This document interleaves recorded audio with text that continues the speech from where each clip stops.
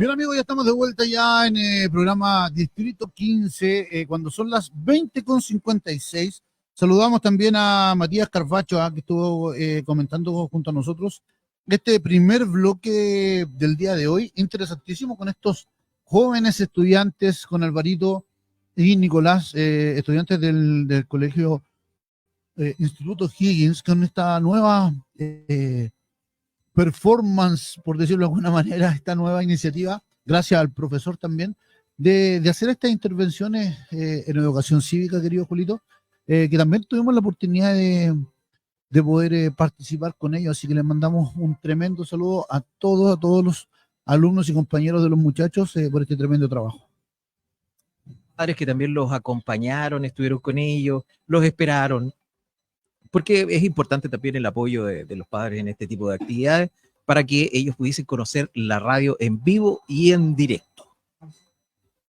Ay, sí, así es, así que le mandamos saludos a Javier, que vino ahí con su señora también a buscar a los chicos, bueno, al papá de Nicolás, que lo vino a dejar también, y bueno, a todos los papás también, que son súper importantes en el proceso de crecimiento de los hijos. Hermosa experiencia, y seguimos en esta línea educativa. Educación cívica, historia,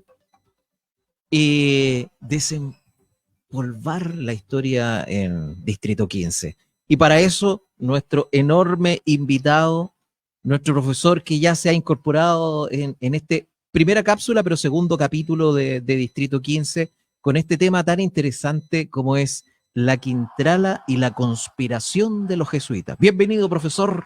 Oye, buenas noches, Nacho, que está aquí acompañando Julio, Pablo. ¿Cómo está, profe? Esta ha sido bien sugerente. Estamos revisando, desempolvando los papeles para venir preparados y poder hablar de que no es tanto como, suena como la Quintrala y la conspiración como si fueran juntos, pero son cosas diferentes. ¿Ya? Nos pusimos así al nivel de Dr. File. Claro, Dr. File de acá de Coya, el profe Leo hoy día. ¿Ah?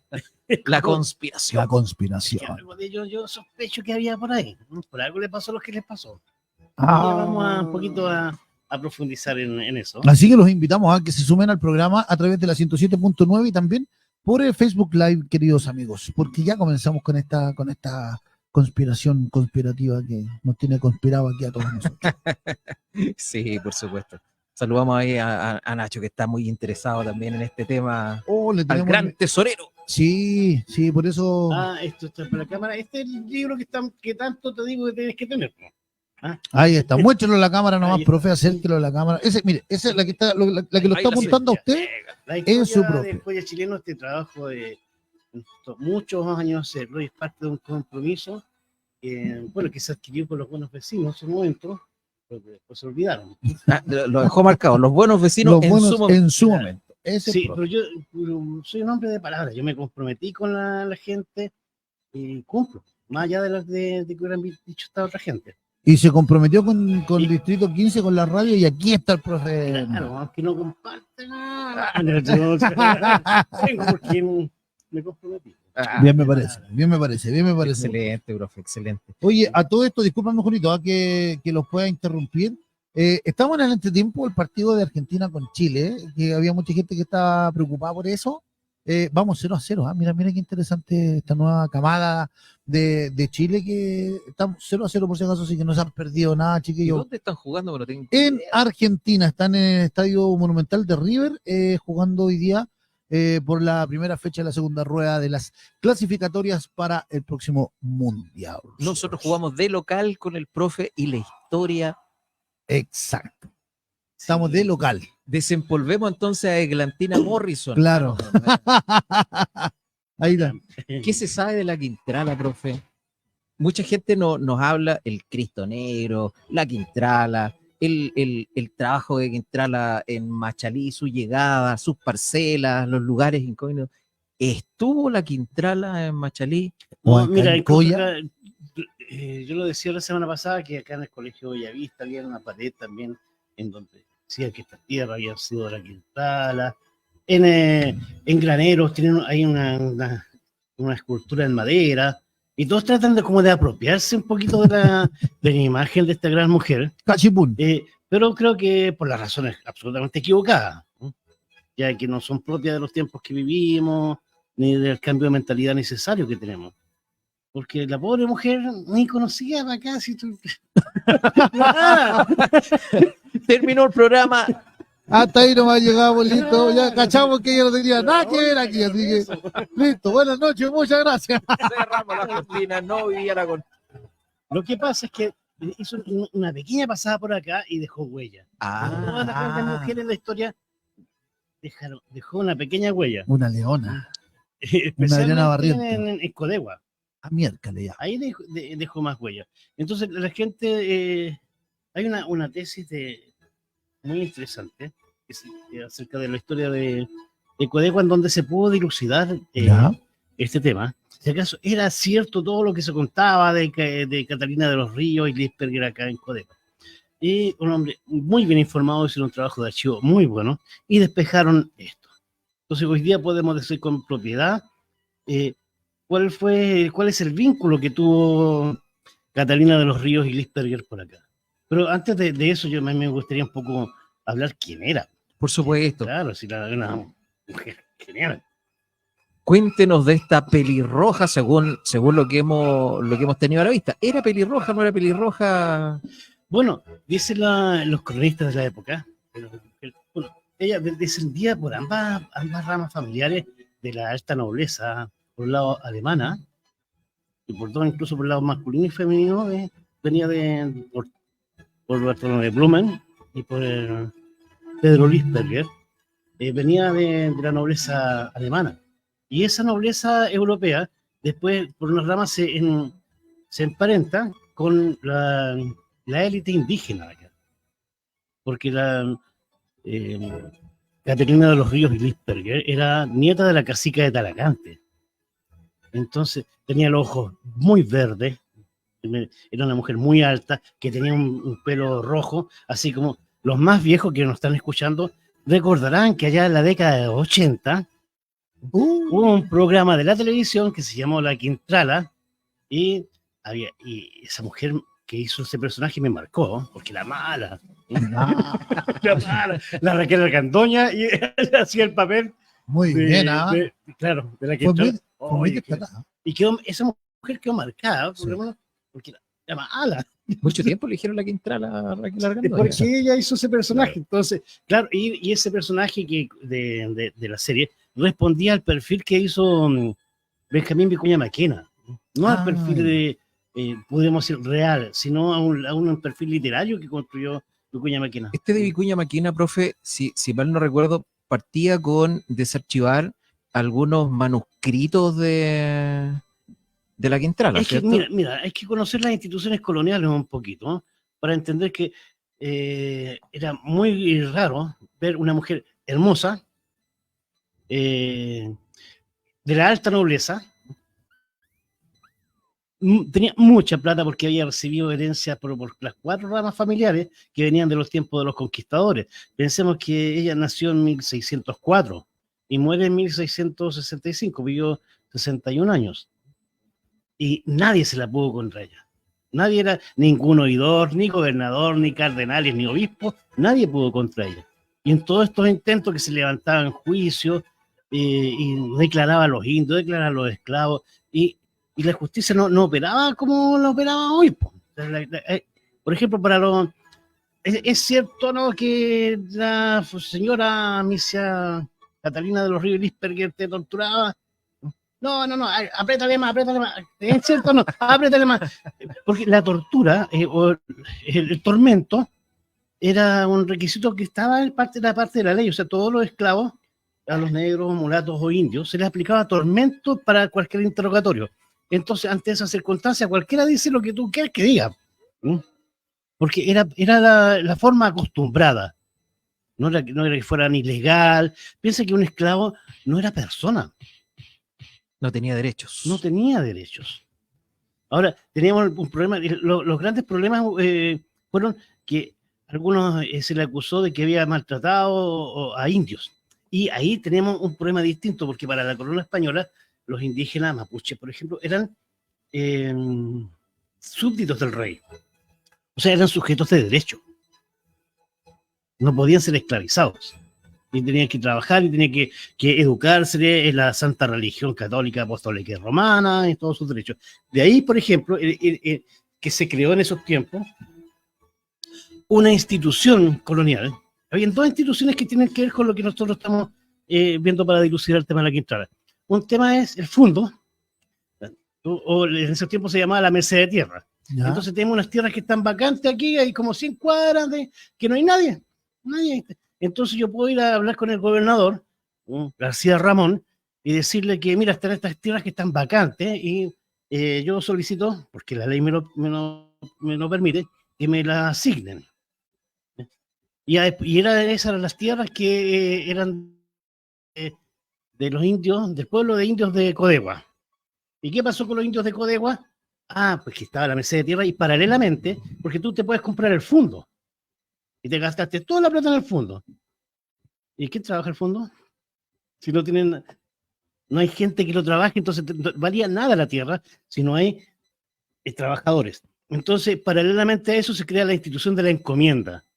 Entonces, como la ley consideraba que los indios eran, o los naturales, que le llamaban también, eran súbditos de la corona, pero eran como infantiles, entonces yo te los encomiendo a ti. Te encomiendo 200, todos los indígenas o los indios de Codegua, te los encomiendo a ti para que los eduques en la santa religión, los vistas y los alimentes, y los eduques en el trabajo, sobre todo. Claro. Entonces, antes de ese momento de que la Quintrala reclamara esas tierras, ella había heredado la encomienda de los indios de Codegua.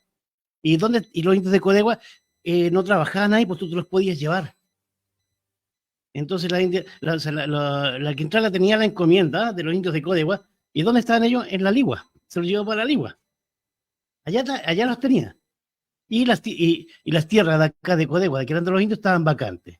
Entonces ya le debía una plata a los jesuitas, que eran dueños ya habían recibido de Torquemada y otros capitanes, ¿ya? Acá a inicios del siglo XVII, 1600 y tanto, gran parte de lo que iba a ser la gran hacienda de la compañía. Entonces quedan esas tierras y la Quintrala tenía una deuda con los jesuitas, y los jesuitas le dicen, misa, ¿por qué no habla usted con el gobernador, usted que se lleva bien con él, para que le entregue esta merced de tierra de esas tierras que están vacantes? Y ahí arreglamos, pues.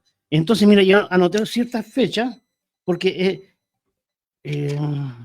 aquí, el 8 de julio de 1628, la Quintrala o Catalina de los Ríos solicita que se le asignen esas tierras. Una especie de concesión. Claro, no era una concesión, se le entregaba, porque era como una donación. Te regalo estas tierras, el gobernador podía hacer eso. En plena propiedad, entonces. Claro. Y el 8 de julio de 1628, ya.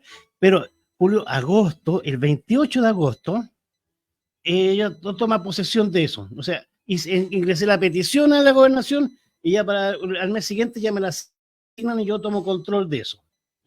Y al mes siguiente, el 23 de septiembre, yo le hago donación a la Compañía de Jesús de esas tierras que me habían dado.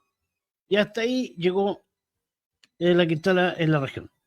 Ha terminado el programa, Pablito. Nos vamos para la casa.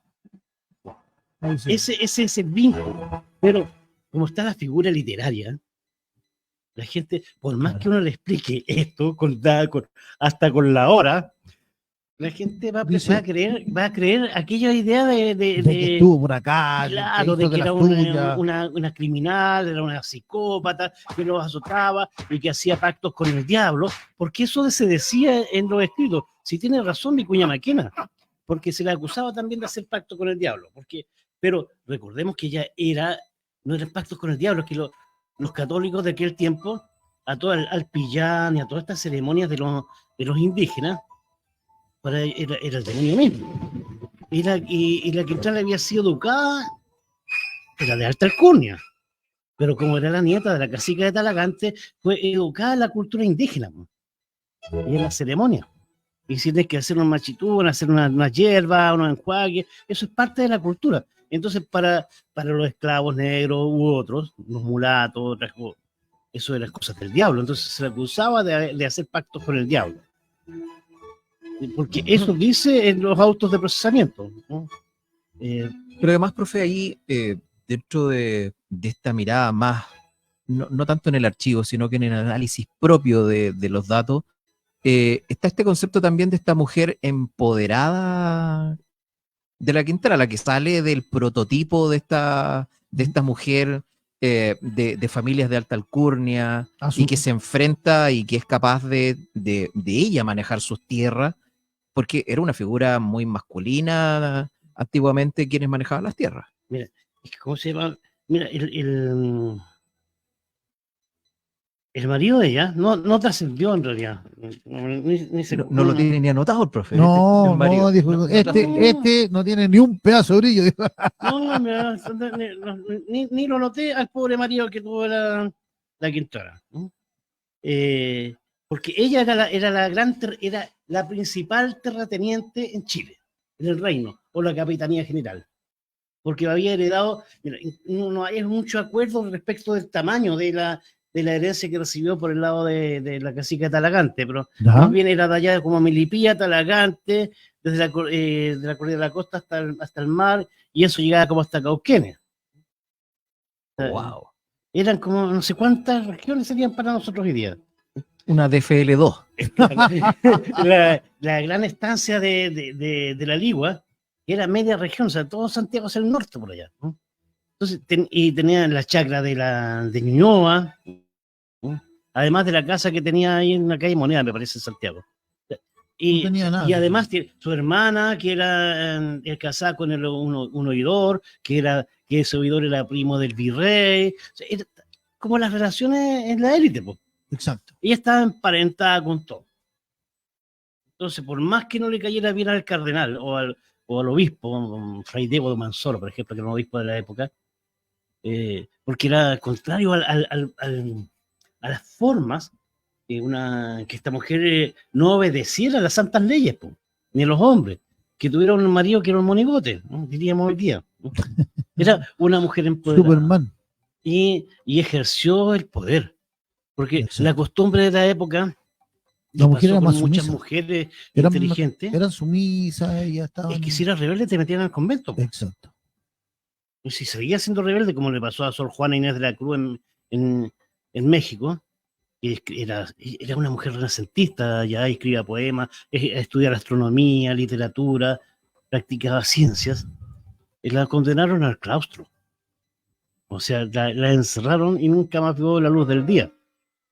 Acá en Santiago, cerquita de ahí, más o menos la misma época que existió esta mujer, también estaba la monja Úrsula Suárez, que fue priora del convento de las Monjas Claras, que también si querías educarte, tenías que ir al convento. Correcto.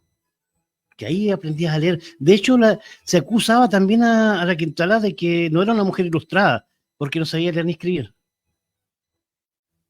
A pesar de ser de la alta nobleza, no tuvo esa educación. Pero claro, era como normal, pues, si nosotros pensamos cuál era el nivel de alfabetización, no existían datos de eso, era muy normal que no supiera leer ni escribir. Pero anda a hacerla tonta con los números. ¿Sí? O quizás no sabía leer ni escribir la lengua de aquel entonces, pero... Se sabía las otras lenguas. Claro, porque si fue educada, ¿cierto?, por los indios, por el pueblo, claro, a lo mejor no era reconocido ese tipo de vocabulario o ese tipo de escritura que ella podía sostener. Es que las mujeres, primero, a las mujeres no se les entregaba esa educación. La única forma de aprender a leer y escribir, por ejemplo, era dentro del convento. Y además los pocos colegios que habían en Santiago eran para hombres. Una mujer no le estaba permitido ir al colegio. No existían las condiciones de hoy. Y la Úrsula Suárez aprendió porque estaba en el convento. Si la otra aprendió, eran monjas. Las mujeres ilustradas eran monjas. Fuera de los conventos podrías tener alta alcurnia. Pero no tiene nada que ver una cosa con otra. No podemos nosotros decir que usted al no saber escribir, o sea, que es analfabeta, usted va a ser ignorante. No, claro. No cuadran ambos elementos. No, y menos a ese nivel tampoco. Claro, imagínate cómo administraba las enormes propiedades, cómo se manejaba en los negocios, y cómo manejaba los hilos del poder, y pagaba abogados, escribanos. La mujer se manejaba. O sea, el mejor ejemplo que usted mismo pone, profe, tiene que ver con esta conspiración jesuita respecto a realizar el trámite, conversar con el gobernador de aquel entonces, conseguir el terreno y entregárselo a los jesuitas como pago por la deuda que ella tenía. Claro. Por lo tanto, no es de una ignorancia el proceso que ahí se Claro, y vive. eso no es nada. La conspiración de los jesuitas es una cosa mucho más sabrosa que esto. Ah, miércoles. Claro. Introducción solamente. Claro, o sea, aquí los tenemos que son más o menos contemporáneos. Todo esto que vamos a trabajar, tenemos que es un Santiago muy, muy rural. Tenemos una élite que, como Catalina de los Ríos y Listerger, era una mujer muy, muy poderosa. Y pensemos que esto es una capitanía, es un regimiento fundamentalmente, Santiago. Y en los tiempos de la guerra contra los mapuches era entre septiembre y abril más o menos, ¿no? En invierno no se iba a la guerra, ¿no? Porque se volvía el ejército, se disolvía y se volvían a la capital, ¿no? Por tanto, tenía como sus temporadas. Eso es otra forma, otra cosa deberíamos hablar en otro momento. Vamos a dejarlo anotado. ¿Ya? Entonces, tenemos que, mira, archívelo. frente a cuando se ocurre toda esta cosa, llegan los jesuitas ¿Ya? al Perú y todo esto, ahí comienza a desarrollarse un tema de una conspiración que va a tomar siglos para que se desarrolle plenamente. ¿Ya? Porque los jesuitas, como yo como está en el libro, ¿no? Ajá, Para los televidentes, mira, que aquí usted lo puede tengo encontrar en archivos de Coya. Sí. unas imágenes Acérquelo más nomás, profe, no tengo ningún que miedo. es de las pocas cuadros que Ahí hay, está. en donde, por ejemplo, la élite descendiente de los incas ¿Ya? aparece retratada junto a los jesuitas. Porque tempranamente va a ser y eso, y aquí viene la conexión con Coya, po. Ah, miércoles. La ya, princesa ahí Coya. Y sí, ahí estaban metidos los collinos. Te dije que estaban metidos en el tiempo antiguo esas conspiraciones políticas. Clara Beatriz Coya, que era como nieta de Tupac Amaru, bisnieta de Huayna Capac y de uno de los últimos incas. Y a ella la casan con Martín García Óñez de Loyola, que era sobrino de San Ignacio de Loyola. Y después una nieta de ella termina casada también con un nieto de San Francisco de Borja, San Borja. De San Borja, ¿ya? O sea, dos descendientes de la línea de la familia real inca, casadas con tantos católicos europeos. Entonces, la idea de los jesuitas era constituir una élite o unir la élite, la monarquía indiana, ¿sí?, con la religión católica europea. Y al unirlo, generas ese imaginario de una aristocracia de derecho divino. Porque mientras unos eran los hijos del sol, otros eran hijos de Dios, ¿cierto?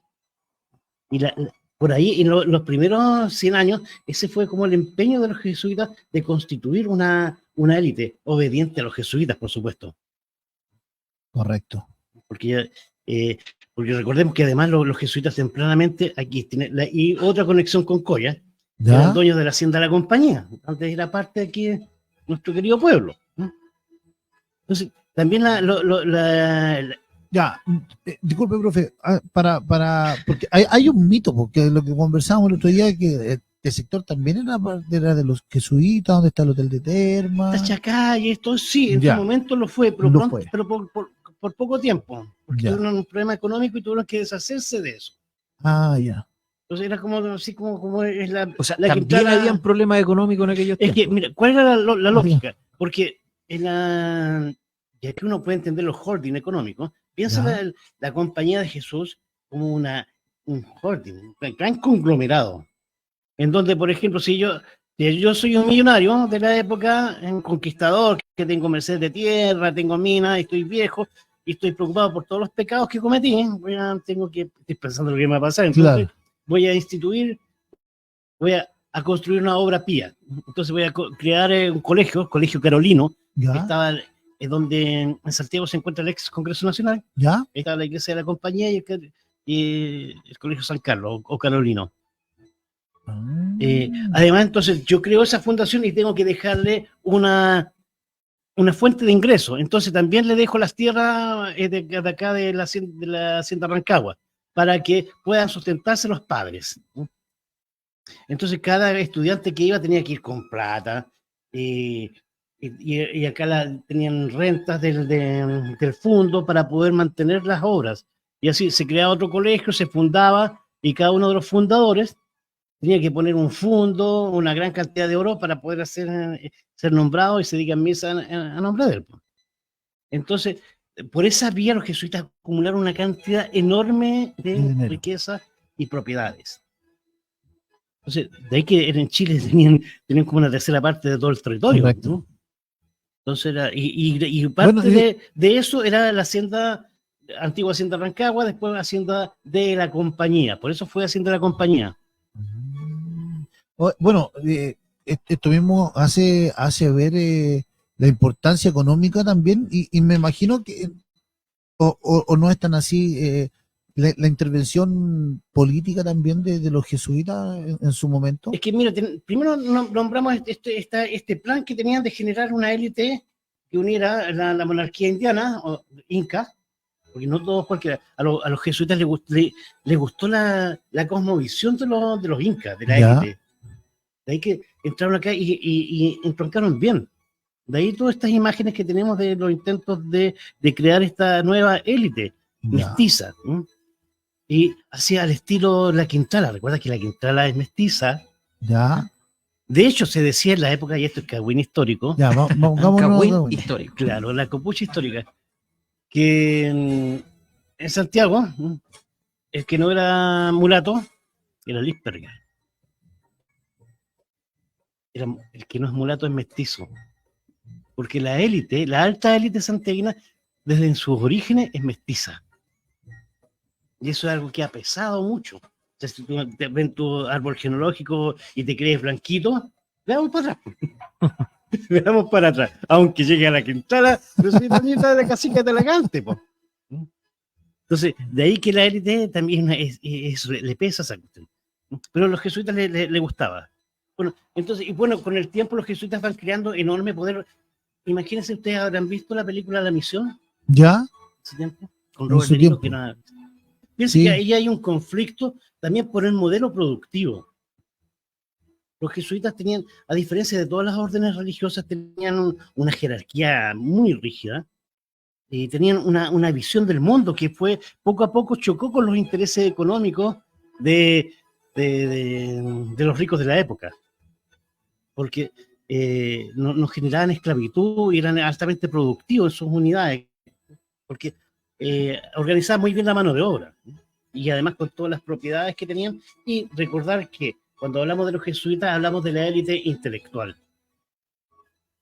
Pensemos en los grandes cronistas de la época, no sé, Alonso de Valle, que habla de las termas, que fueron jesuitas, el padre Diego de Rosales, con su obra sobre 3 tomos de historia. La mayor parte de los intelectuales del siglo XVII y XVIII son jesuitas. Mira qué interesante. Entonces, los libros que se escriben, los pensadores, los matemáticos, los artesanos, los ingenieros pirometalúrgicos, los arquitectos, todos los que nosotros podríamos llamar profesionales altamente calificados, eran parte de la orden jesuita. Bueno, obviamente ese poder económico les permitía poder instruirse de esa manera. Por supuesto, porque además lo traían de Alemania, de Francia, de Italia. Venían de todas partes para acá, porque así operaban, y los de aquí los mandaban para allá. Entonces, se generó y además con el colegio, tenían las propiedades, tenían los profesionales mejor calificados en el reino, y tenían los colegios, en donde, tal como hoy día opera el Opus Dei, los Millonarios de Cristo y otros, que educan a la élite. Entonces los jesuitas, todas las familias de élite durante 200 años mandaron a sus hijos a estudiar a la compañía de Jesús. Entonces ahí se formaban los teólogos, los abogados y los profesionales de la élite, y los gobernadores, capitanes, generales, maestros de campo, todos pasaban por los colegios de los jesuitas. Entonces había un control también ideológico. Y esto, como operaban en Chile, en el reino, operaban en España, operaban en Italia, operaban en Francia, en Portugal y en todos los reinos. El poder de los jesuitas era casi incontrarrestable. Y de ahí que cuando en la segunda mitad del siglo XVIII, 1760, 70 más o menos, van a caer en desgracia, ¿no? Incluso, bueno, los elementos que se usan para acusar a los jesuitas tienen que ver con el cierto carácter conspiranoico que también había en la época y que los jesuitas no lo negaron mucho tampoco. Porque se les acusaba, por ejemplo, de que los jesuitas tienen por norma interna, obediencia absoluta al Papa, que nos debería parecer re normal. Pero en aquella época se esperaba que obedecieran al rey, porque el rey nombraba a los cardenales y los obispos, pero los jesuitas no pescan al rey, responden al Papa. Ya. Primera cosa, ¿es cierto? Y lo cual los hace leales al Papa de Roma y no al rey de España. Elemento de conflicto, ¿cierto? Segundo, Primer elemento de conflicto. Promovían también la idea del derecho a la rebelión por parte de las tesis bíblicas, en donde el pueblo tiene derecho a rebelarse contra la tiranía. Entonces, esa concepción, que fue propagada por ellos, llevó a un levantamiento enorme en Madrid, por ejemplo, y que el rey tuvo que arrancarse, huir de Madrid por los levantamientos populares que estaban todos, porque consideraban que el rey era un tirano. Entonces, claro, el padrecito me dijo que el pueblo tiene derecho a rebelarse contra la tiranía.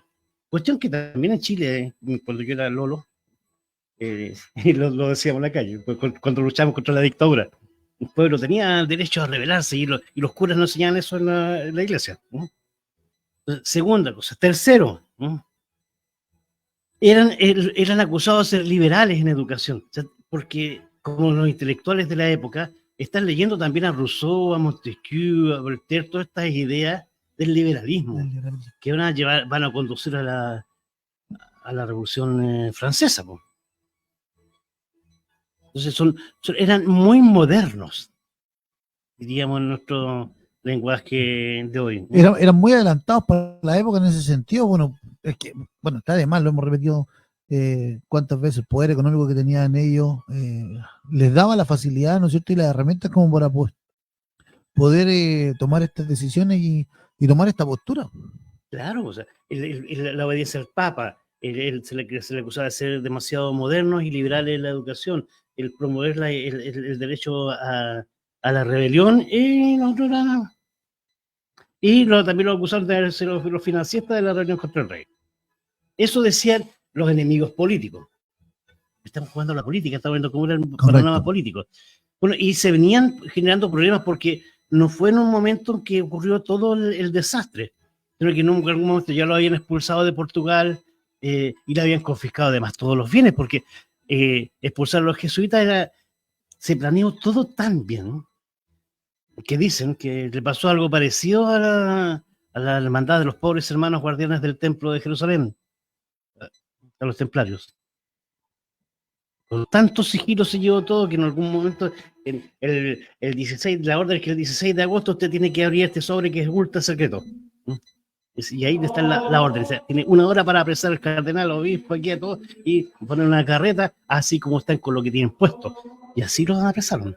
En todo el territorio de las Sicilias. Que se les confiscaron sus bienes y sus tierras. Todas las riquezas de los jesuitas, todos los reinos, pasó a manos de la monarquía. En Chile, el impacto que tuvo la expulsión de los jesuitas todavía nos debe pesar.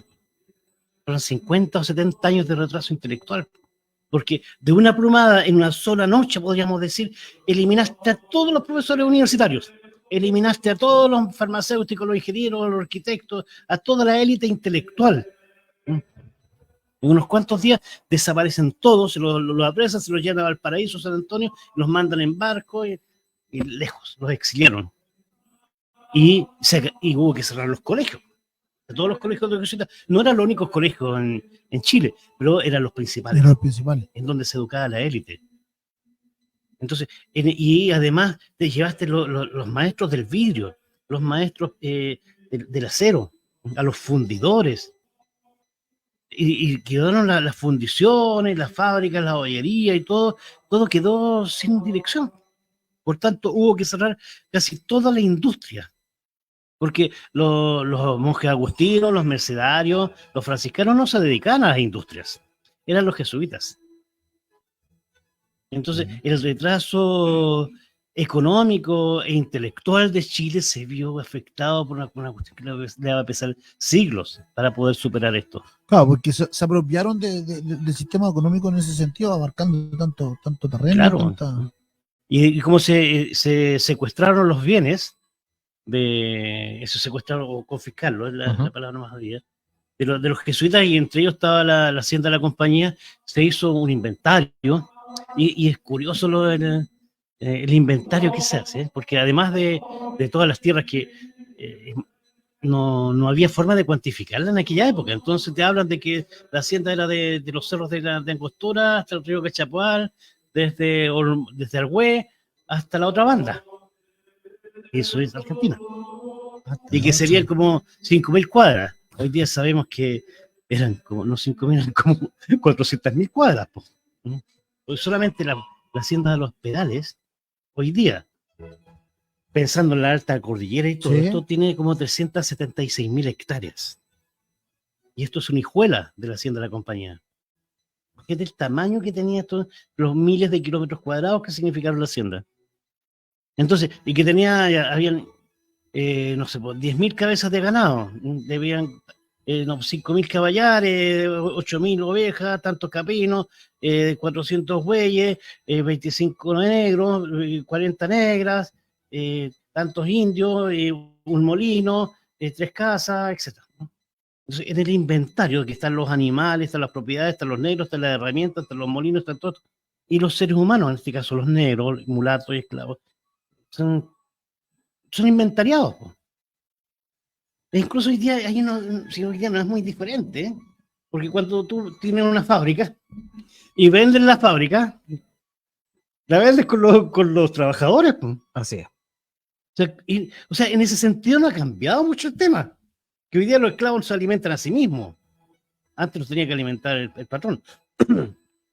Hoy día nos venden como un valor agregado la cantidad de especialistas que tienen en tu fábrica. Entonces, bueno, eso era necesario para después salir en remate la hacienda de la compañía. Y ahí en donde nos vamos acercando más acá al territorio, porque la va a comprar ese caballero que nos enseñaron en la escuela, el presidente de la primera Junta Nacional de Gobierno. ¿Se acuerdan? Don Mateo Isidoro Zambrano, ya viejito, que era un viejo militar también, y quería ennoblecer, había juntado plata y había comprado, ya se había comprado el título de Conde de la Conquista. Y cuando salió a remate, incluso él estaba encargado de ser todo, de los bienes secuestrados de los jesuitas, pero cuando se venía el remate, si era el martillero no puede estar, es el juez y jurado, entonces renuncia a ser el administrador de los bienes para pasarse la vereda al frente y desde allá hacer la oferta para poder adjudicarse la gran hacienda de la compañía. Es así, y como los bienes de los jesuitas pasan a manos de Mateo Isidoro Zambrano, y no sé por cuánto dinero la pagó a 30 años plazo, que había que estarle pagando a la corona. Y así la monarquía española lo hizo con todas las propiedades de los jesuitas en todos los reinos. Pensemos que el reino de España era un imperio. En Filipinas, en África, en Europa y en América. En los 4 continentes tenía propiedades, no se ponía el sol, ¿no? En España, en el imperio español. Entonces, el alcance que tiene acá va a ser tremendo. Acá tenemos esta hacienda, y parece que en Bucalemu también era de la hacienda Bucalemu, también era de los jesuitas. Y esa estaba por el camino real del Secano Costero, que se va por de Melipilla, San Pedro, hacia Navidad, Pichilemu. Ese camino es el camino real, el antiguo camino del Secano, que se iba por detrás de la hacienda de la Palta, pasaba por allá, por todo el camino de la costa. Eran enormes las propiedades de esta gente. Qué increíble, profe. Entonces, ¿cómo se va uniendo la historia del de todo este proceso de conquista y de conspiraciones, como lo he ido comentando. Entonces, qué interesante cómo se va conformando esta instancia y cómo se va generando las raíces de Coya. Pero mira, incluso ya tuvimos a don Mateo, ¿cierto? Que se compró, ya tenía el conde, era el título nobiliario, compra la hacienda de la compañía, tenía la Casa Colorada, que está en Santiago, que la reabrieron en estos días atrás, y teníamos otras parcelas, y todo fue instituido un mayorazgo. El mayorazgo era una institución española que siempre estaba ligada a los títulos nobiliarios, pero no necesariamente, sino que eran dos cosas aparte, pero que funcionaban muy bien juntas. El mayorazgo implicaba que todas las propiedades estaban unidas y no se podían vender. Entonces, si tú tienes 3 hijos, el hijo mayor era el que hereda todo. Y de ese modo hereda el título nobiliario y todas las propiedades asociadas al título nobiliario. Claro que tiene que hacerse cargo de sus hermanos, ¿no? Y así, el hijo mayor de don Mateo de los Zambrano, cuando viene la independencia, se ponen del bando de los realistas. Ese fue el segundo conde de la conquista, ¿no? Murió en campo de batalla, ¿no? Y como murió él tenía el segundo conde tenía una hija, ¿no? Pero habiendo otros herederos hombres, el título y el mayorazgo pasa a José María, me parece, su otro hermano, que muere también en la guerra de independencia y no tenía hijos. O sea, el tercer conde también muere en la guerra de independencia, entonces el título pasa a la hija del segundo conde, que era la única descendiente de esa familia, era una niña, que era la que está aquí en el libro, para que los lectores, o sea, los auditores puedan verlo. La que está aquí en la primera es tenía un nombre muy extenso, se llama María Nicolasa Josefa de las Mercedes, Toro Zambrano, Dumont y Holdre, cuarta condesa de la Conquista. ¡Wow! Y ella pasa a ser dueña de toda la hacienda de la compañía. Y esta señora, esta es la que se va a casar, como lo dije la semana pasada, con un teniente de O'Higgins, que va a ser Juan de Dios Correa. Y ellos van a tener por hija a José, entre 12 hijos más, a Josefa Correa, que cuando se divide el fondo, por fin, una parte de las que hereda va a ser Tunca, las Mercedes y las Cordilleras de Perales. Y se muere Josefa Correa en 1909 y le deja el fondo, el de los Perales, a María Lastarrias, que es la niñita que está aquí, que se va a casar con este caballero que está acá, que es Benjamín Errázuriz, ¿no? Y aquí estamos. Entonces, ¿te fijas que Esto es Coya. Claro, y aquí estamos en Coya. Entonces, ¿cómo? Desde los tiempos de la llegada de los jesuitas se empieza a conformar todo esto, y ahí viene la idea, pues Nacho, que estás ahí, que tú me preguntabas adelante, ¿y por qué Coya se llama Coya? Bueno, es que una de las ideas es que los jesuitas le pusieron Coya al río, Coya, en homenaje a Clara Beatriz Coya, la bisnieta de Pachupanqui, me parece. Inca. Claro.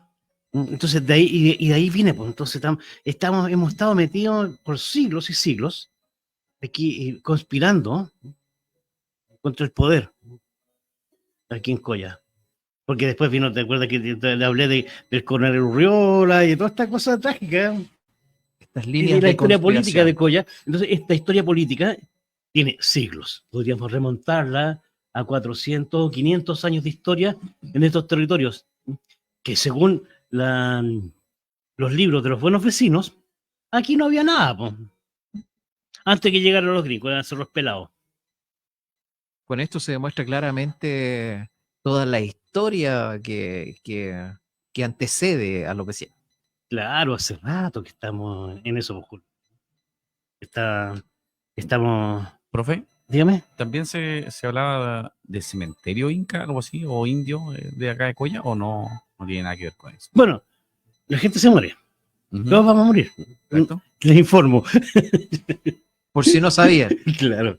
Pero en cada pueblo piensa de que la cultura son como horizontes culturales, o sea, son como una torta de 1000 hojas. Capas, capas, capas. Y en cada capa son 200, 300, 500 años que vivía una gente aquí. Entonces cazaban, se alimentaban, vivían, envejecían y morían. Y había que enterrarlo. Entonces cada pueblo tiene sus propios ritos funerarios. Entonces tenemos que algunos collinos, que yo los conozco, que no diré son, no puedo decir el nombre, han encontrado acá en el sector de Cerrillos ¿Ya? entierros indígenas. E incluso tengo sospecha de que eran entierros incas, porque me han hablado cómo lo encontraron. Y no hicieron nada mejor que tomar eso y llevárselos para su casa. O sea, hoy día se sabe eso, le van a cortar las manos y nos pilla el Consejo de Monumento. Eso es cierto, entonces, y a veces las personas lo enterraban ahí mismo porque era como parte de la familia. Piensa tú en las momias de Chinchorro en el norte, los momificaban, que tienen 5.000 años, son mucho más antiguas, las momias más antiguas de la historia humana, son las de Chinchorro, en el norte de Arica. Y eran nómades. Entonces los momificaban y después ya estamos aquí, hemos pasado 5 años, vamos a irnos más allá y pescaban sus parientes, los abuelitos, la mamá, el papá, todos los que están ahí, y los echaban al hombro y nos vamos, pues. Porque la familia son los que estamos vivos y también la familia son los dos muertos, pues. Bueno, a veces cuando hablamos de la familia, incluye también a los que están muertos, que no están aquí, pero están en nuestra memoria y viven con nosotros. Mi familia es mi abuelita que se murió, mi abuelito, mi tío y nosotros. Entonces también lo hacían ellos. También acá en el sector de Laguna de Cauquenes, Ricardo Lacha, hace como cerca de 100 años, encontró un cementerio. Y gran parte de lo que se conoce de la cultura Aconcagua estaba de allá. Lo que se encontró acá en Pangal 1 y Pangal 2 es de la cultura Yoyo o Bato, que parte de esos restos arqueológicos de ahí y los tenemos en la casa 1. Hay una vasija grande que tiene más de 2.000 años. Una vasija griega que le falta el fondo. La joya que es lo que tenemos ahí. ¿Ya? Por ejemplo, actualmente en Parrón, Campamento Parrón, ahí están los cuerpos. Entonces, hay una ladera de un corte, pasó una máquina y cayó más tierra y encontraron huesos. Ahí vienen entierros. Y bueno, va al Consejo de Monumentos, examinan todo y esto que encontraron los huesos ahí en los terrenos de Teniente hace años ya, pero recién se pudo ir a visitar este año. No pude, yo no estaba invitado, pero no sé qué cuestión me salió acá y no pude ir. Bueno, hay una realidad también respecto de los temas arqueológicos, que los desenterramos y ¿qué hacemos con ellos? Se lo entregamos al Museo de Rancagua. ¿Y qué hace el Museo de Rancagua? No me traigan más cuestiones, no tengo bodega, no tengo depósitos para guardar tantas cosas que nos traen. Entonces, y aquí hay un problema del Servicio del Patrimonio y que se está trabajando con proyectos para poder construir depósitos para el archivo, o sea, para el Museo Regional, porque son depositarios por ley de los hallazgos arqueológicos. Y a veces no se puede investigar ese sitio arqueológico que te menciono que están ahí. ¿Qué se hizo? Pues estamos de acuerdo con Teniente, el Consejo de Monumentos, y pongamos unas latas y echémosle tierra nomás. ¿Qué va a hacer? No la vamos a estar desenterrando. Esa es la realidad, parte de la realidad que tiene el tema arqueológico. Entonces, ya te mencioné los entierros de acá de arriba de Pangal, lo de Cerrillos, lo de sector, la hacienda Cauquenes y Parrón. Pero también hay otro nivel, en donde deberían haber 3 cementerios más por acá. Y que lo conversé, y es también a pesar de lo que dicen los libros de historia, conversaba con Salomé Silva, ¿Ya? allá de Chacalle, porque a partir de toda esta cuestión, ellos lo saben hace muchos años, pero hoy día está tomando nuevo vuelo. Recuerden que con todos estos libros, estas investigaciones que yo estaba machacando hace 10 años, hoy día todo es patrimonio. Entonces, hoy día se hacen como una especie de peregrinación y se hacen ceremonias religiosas a cargo del cura y se está constituyendo en un santuario los apestaditos. ¿Ya? Entonces, claro, a pesar de que yo les digo aquí, bueno, esa gente hay 3 personas enterradas que murieron en 1882 a causa de la epidemia de cólera. Pero si la gente prefiere pensar que eran 2 niños que tenían, o 3 niños que los fueron a tirar para allá, pero yo le digo, pero mira, aquí está probado, yo encontré la carta. La gente cree lo que quiere creer, más allá de lo que diga el libro de historia. Y la vida es así funciona el tema. Hay un sector en Sierra Nevada que se llama La Chupalla. Ahí también hay otro cementerio. O sea, también se enterró gente ahí. Por la misma causa, para la epidemia de cólera.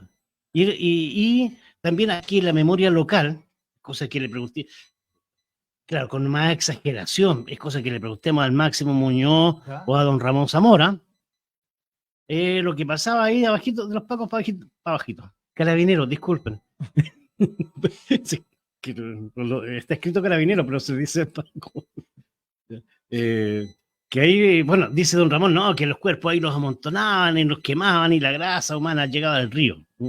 Y era la gente que tenía lepra. Bueno, yo le he explicado que la lepra no. Acá lo que teníamos, como había poblamiento, recuerda que hablamos de las fundiciones de Perales y vivía gente por acá.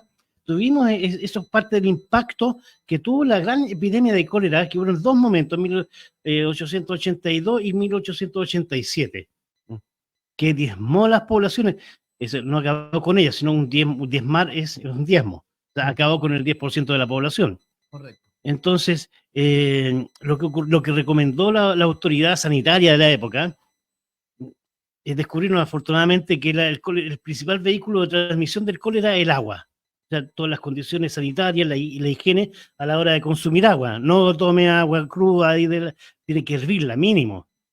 Y como aquí en Coya no teníamos cementerio, no teníamos ni hay todavía un cementerio, los cuerpos los llevaban en la carilla, o sea, vamos caminando con una camilla hasta el pueblo de Machalipo.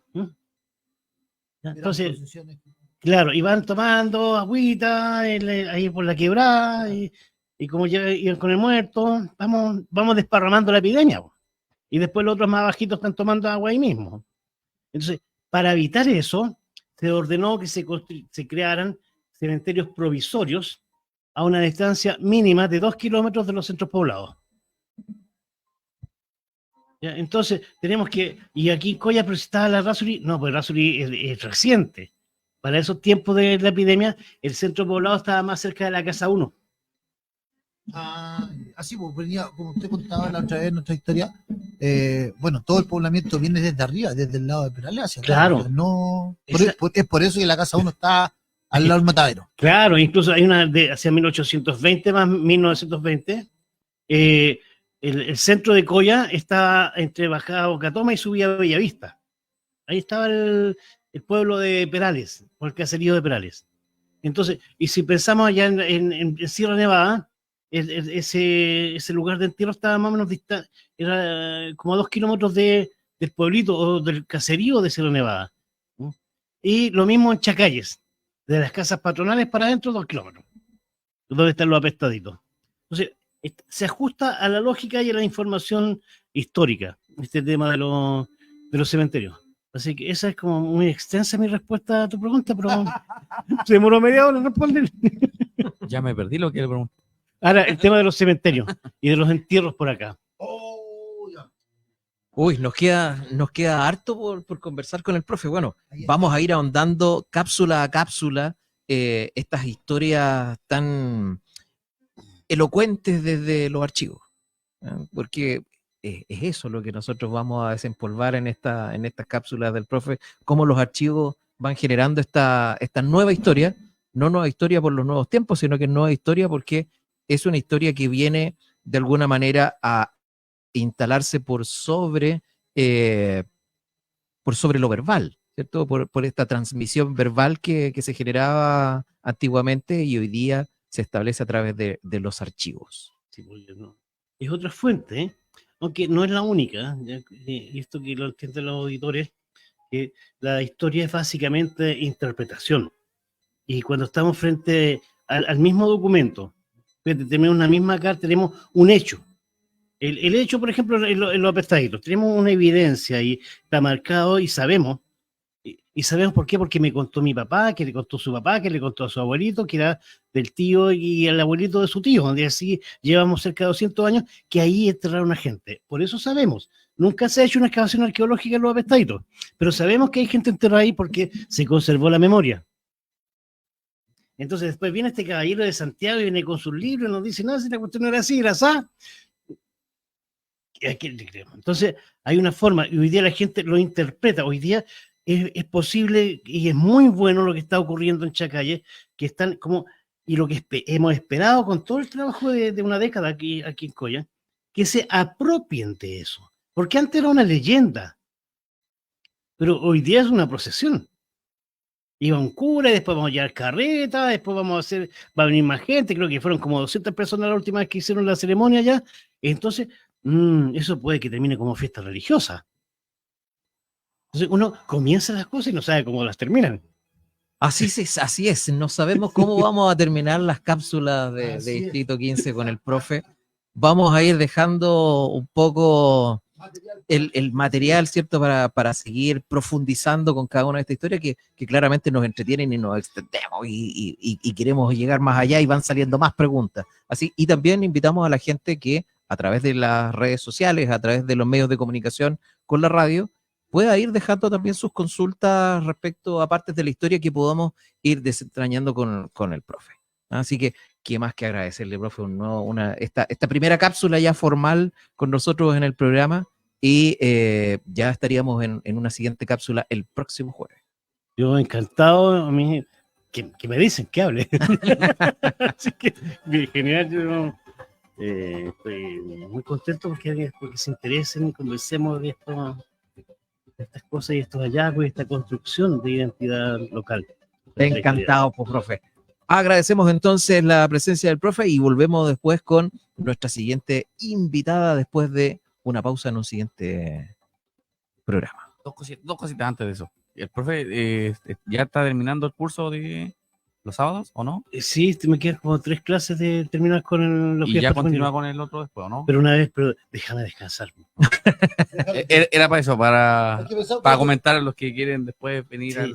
al segundo. Después yo creo que en octubre vamos a darle comienzo al tercer taller de guías patrimoniales.